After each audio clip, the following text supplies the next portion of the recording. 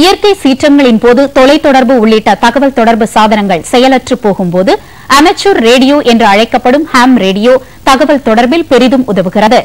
அண்மையில் சுனாமியால் பாதிக்கப்பட்ட பகுதிகளில் தொலைத்தொடர்பு, சாலை போக்குவரத்து என தகவல் தொடர்பு சாதனங்கள் பாதிக்கப்பட்ட போது ஹாம் ரேடியோ ஆபரேட்டர்கள் பாதிக்கப்பட்ட பகுதிகளில் இந்த ரேடியோக்களை அமைத்து தகவல் பரிமாற்றத்திற்கு பெரிதும் உதவினர்.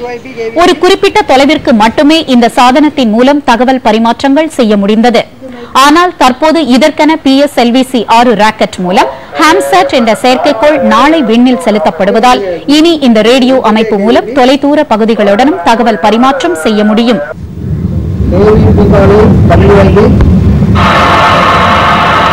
இப்ப ரொம்ப குறுகிய பகுதிகளில் மட்டும்தான் என்னுடைய சேவை ஆனது இருந்தது.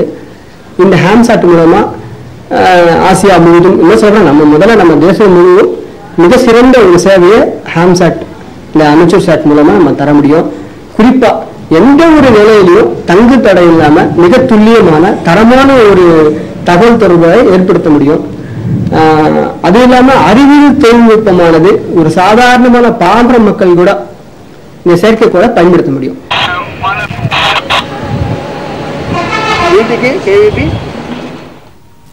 சென்னை உள்ளிட்ட